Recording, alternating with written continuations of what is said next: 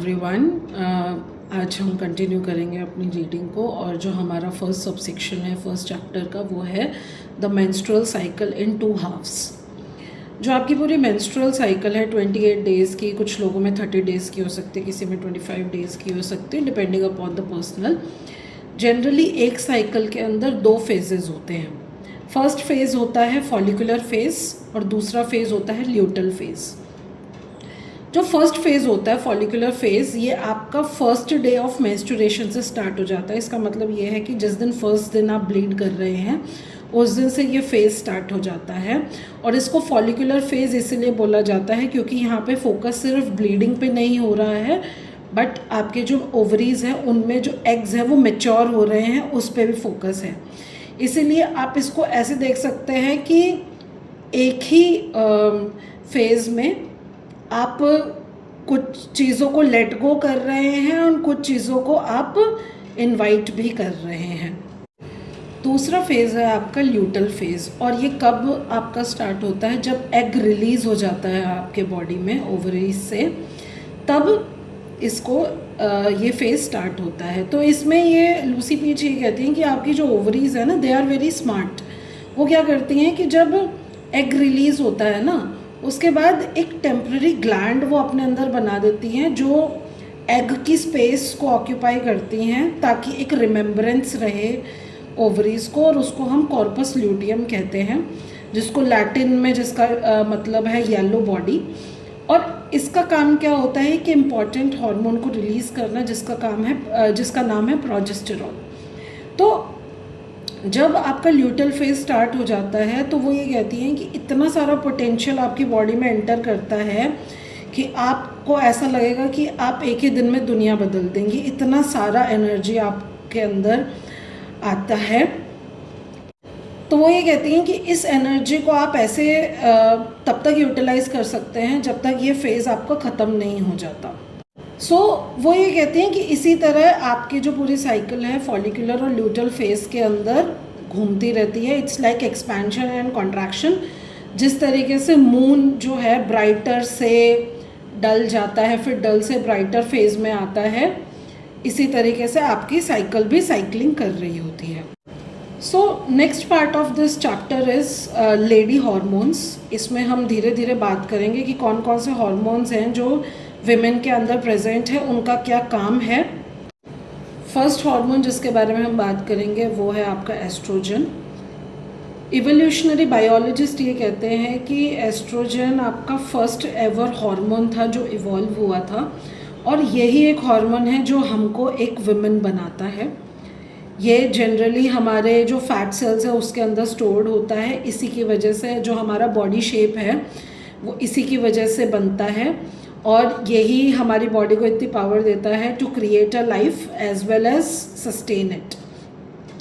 तो वो ये कहते हैं कि जो फर्स्ट हाफ ऑफ साइकिल है आपका, इसमें जो एस्ट्रोजन है वो लेडी बॉस की तरह एक्ट करता है, बिल्कुल अल्फा एक्ट करता है। जो भी एस्पिरेशन आपके दिमाग में आती हैं, चाहे आपके माइंड में, बॉडी में, हार्ट में, हैंड्स में, ये सारा जो बना रहा है, जितने भी एस्पिरेशंस हैं आपके, whether it's related to art, music, ideas और अदर थिंग्स, ये आपका एस्ट्रोजन की वजह से हो रहा होता है। और इसके 2 सपोर्टिंग को स्टार्स भी हैं जो इसमें हेल्प करते हैं। एक आपका हो गया फॉलिकुलर स्टिमुलेटिंग हार्मोन और दूसरा हो गया ल्यूटिनाइजिंग हार्मोन।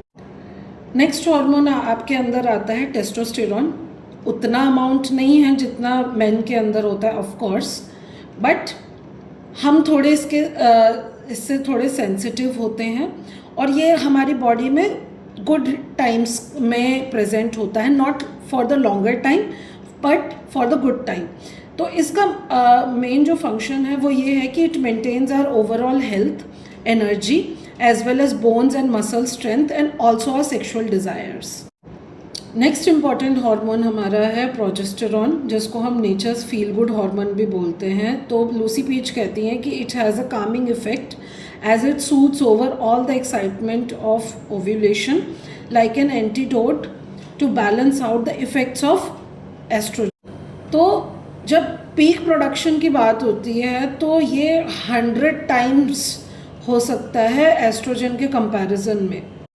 सो लूसी पीच ये कहती हैं कि after millions of years of evolution हमारी बॉडी ने प्रोजेस्टेरॉन के को कैसे रिस्पॉन्ड करना है उसकी कुछ टेक्निक्स निकाली है, और अगर हम उसको मैनेज नहीं कर सकते तो we can get into the trouble. तो वो ये कहती हैं कि with every single ovulation you produce this beneficial hormone that has protective effect on your body in short and longer term. So moving on in this chapter, जो next section पे बात होती है वो है lady hormones in action, the follicular phase. So start करते हैं इसको समझना। फर्स्ट डे के साथ हम स्टार्ट करते हैं, जो फर्स्ट डे ऑफ मेंस्ट्रुएशन का है, या आप उसे बोल सकते हैं फर्स्ट डे ऑफ ब्लीडिंग। बहुत लोगों के लिए ब्लीडिंग 5 डेज़ की हो सकती है, बहुतों के लिए उससे ज़्यादा हो सकती है, बहुतों के लिए उसके लिए कम हो सकती है। तो ये जो पूरा ब्लीडिंग सीन चल रहा है, इसके जो बैकग्राउंड में पिट्यूटरी ग्लैंड आपका वर्क कर रही है, जो ब्रेन के अंदर प्रेजेंट है, और जो एक इम्पॉर्टेंट हार्मोन को रिलीज़ करती है जिसका नाम है फॉलिकुलर स्टिमुलेटिंग हार्मोन। ये हार्मोन 2 मोमेंट्स पे बिल्कुल पीक करता है। फर्स्ट आपका कब होता है, when you are menstruating in full swing, your pituitary sends FSH from your brain to your ovaries and a new batch of egg wrinkles with anticipation. ये आपका हो गया फर्स्ट फेज।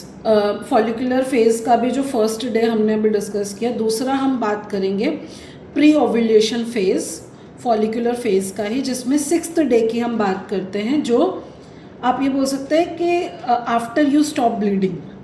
तो इसमें क्या होता है कि दिस जो फेज है इट लास्ट फ्रॉम जिस दिन आपने ब्लीडिंग ख़त्म करी है और उस दिन तक जब तक आप ओव्यूलेशन करते हैं। तो टेक्निकली जब हम बात करते हैं तो 14th डे को ओव्यूलेटिंग डे माना जाता है। जिनकी साइकिल थोड़ी लॉन्गर हो सकती है 28 डेज़ के लिए, वो थोड़ा आगे हो सकता है उनके लिए। तो इस फेज़ में क्या हो रहा है, एस्ट्रोजन अपना काम कर रहा होता है। तो आप ऐसे इमेजिन कर सकते हैं कि आपकी जो ओवरीज हैं इसके अंदर बहुत सारे जो एग्स हैं उनको FSH जो फॉलिकुलर स्टिमुलेटिंग हार्मोन मिल रहा है, जिसकी वजह से वो बड़े हो रहे हैं और अपनी अलग से प्रोडक्शन लाइन को स्टार्ट कर रहे हैं। तो जैसे ही वो लोग एस्ट्रोजन भी प्रोड्यूस करने लगते हैं, तो आप ये बोल सकते हैं कि वहाँ पे एक हार्मोनल म्यूचुअल एप्रिसिएशन सोसाइटी बन जाती है विद द पिट्यूटरी। और जैसे ही आपका पीरियड ख़त्म होते हैं, जैसे आपका 5 डेज़ कंप्लीट हो गए हैं, उसके बाद क्या होता है, एक जो चोज़न फॉलिकल होता है जिसको चूज़ किया गया है, वो अपने हाफ से फुल साइज़ में कन्वर्ट होता है, which is not a small thing, because अगर आप फुल साइज़ विमेन एग के बारे में बात करेंगे तो एग जो है वो लार्जेस्ट ह्यूमन सेल है, और वो इतना लार्ज है कि आप उसको अपनी आइज़ से भी देख सकते हैं। तो ये जो फॉलिकल है ये और ज़्यादा ग्रो करता है, ये और ज़्यादा एस्ट्रोजन को रिलीज़ करता है, और उसके बाद एक रेस में एंटर होता है। रेस इन द सेंस हम कह सकते हैं ओव्यूलेशन की कौन सा वाला सेल यहाँ पर रिलीज़ होगा। जनरली जो चोज़न वन सेल है वही रिलीज़ होता है। तो इससे क्या होता है कि आपकी बॉडी ओव्यूलेशन वाले डे फुल रेडी होती है एक और एग को रिलीज़ करने के लिए। ओव्यूलेशन को हेल्प करने के लिए एक और हार्मोन का यहाँ यूटिलाइजेशन होता है, जो पिट्यूटरी ग्लैंड है वो उसको एक सिग्नल मिलता है टू रिलीज ल्यूटिनाइजिंग हार्मोन। और ये सिग्नल कहाँ से आ रहा है, जैसे ही एस्ट्रोजन का पीक हो रहा है वैसे ही सिग्नल पिट्यूटरी ग्लैंड को जा रहा है कि we need luteinizing hormone also. So अब क्या हो रहा है कि जैसे ज़्यादा LH ल्यूटिनाइजिंग हार्मोन बॉडी के अंदर बढ़ रहा है, ये एक सिग्नल प्रोवाइड कर रहा है कि अब FSH को वापस आना पड़ेगा अपनी सेकेंड स्ट्राइक के लिए। जैसा इनिशियली हमने बात किया था कि ये 2 टाइम पे स्पाइक होता है। फर्स्ट हमने बात किया था फॉलिकुलर फेज में जो डे 1 होता है, और सेकेंड ये अभी जो ये पूरा ओव्यूलेशन का फेज चलेगा उससे पहले के टाइम पे ये स्पाइक करता है। और इसमें क्या होता है, together luteinizing hormone and follicle stimulating hormone encourage the cell to leave to take the plunge and leave the ovary and the deal is sealed. So इसी टाइम पे बिफोर द ओव्यूलेशन आपका टेस्टोस्टेरोन भी थोड़ा सा peak करता है, और यहाँ पे जो टेस्टोस्टेरोन का पीक है इसमें आप रियलाइज़ करेंगे कि you can feel more driven, incline to take risk and even feel like a super human. So ये सारे जो हॉर्मोन्स हैं इनका कॉम्बिनेशन है वो एक साथ मिलके ओव्यूलेशन को क्रिएट करता है, तो it marks as an end of a follicular phase. अब जो आपकी साइकिल है वो सेकेंड फेज में एंटर करती है जो कि ल्यूटल फेज है। तो इसको ये ऐसे डिस्क्राइब करती हैं, this part of the cycle is about being ready for greatness, a baby, a new invention, nailing a driving test, the choice is. So अब क्या हो रहा है, पोस्ट ओव्यूलेशन फेज है जो आपका डे 14th है जिस दिन ओव्यूलेशन हुआ है टू डे 20th। इसके अंदर क्या हो रहा है कि आपके एग ने ऑलरेडी ओवरीज को छोड़ दिया है और now your body is preparing for the potential pregnancy. So इस फेज़ में क्या हो रहा है, जैसे ही हमने ओव्यूलेशन किया वो जो स्पेस रह गया ओवरी के अंदर, वहाँ पर क्या हो रहा है, कॉर्पस ल्यूटियम फॉर्म हो रहा है एंड इट स्टार्ट्स प्रोड्यूसिंग प्रोजेस्टेरॉन्स। सो इसमें क्या चल रहा है इस पूरे फेज़ में, the egg is waiting for any sperm कि आगे जाके ये एक प्रेगनेंसी में कन्वर्ट हो।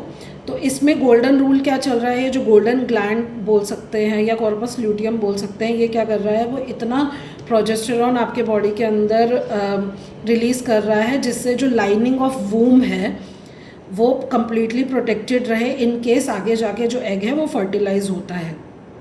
सो एज प्रोजेस्टेरॉन का लेवल बढ़ रहा है बॉडी के अंदर, अब एस्ट्रोजन भी वापस एंट्री करता है साइकिल के अंदर। सो अब क्या है कि ये दोनों जो हॉर्मोन्स हैं आपके प्रोजेस्टेरॉन और एस्ट्रोजन, ये आपके वूम के अंदर एक नेस्ट इन्होंने बना लिया है। जैसे ही आपकी बॉडी को ये रियलाइज़ होता है कि yes it is not going to experience any sperm और प्रेगनेंसी के यहाँ चांसेस नहीं हैं, तो सडनली ये दोनों हार्मोन्स जो हैं ये एकदम एक्सपोनेंशियली डिप में आ जाते हैं। और ये कब हो रहा है, ये आपके प्री मेंस्ट्रुअल पीरियड में हो रहा है जो डे 21st है 28 तक। सो ऐसे हम बोल सकते हैं कि जो पिट्यूटरी ग्लैंड है और ओवरीज हैं ये मिलके ये पूरी साइकिल को यहाँ पर बना रहे हैं। और सिंस ये बताती है कि since they have become to best friends, कि इनको आपस में एक दूसरे की रिदम का बहुत अच्छे से पता चल जाता है। तो वो ये कहते हैं कि धीरे धीरे आपको भी पता चलने लग जाएगा, आपको ऐसे डेज काउंट करने की ज़रूरत नहीं पड़ेगी। By your mood also you will be able to tell कि in which phase of cycle you are in. और जैसे जैसे आप इसको प्रैक्टिस करेंगे आपको एक एक फेज़ के बारे में क्लियरली पता चलेगा और आपको ये पता चलेगा कि उस फेज़ में मैं क्या क्या चीज़ें कर सकती हूँ in order to get best returns from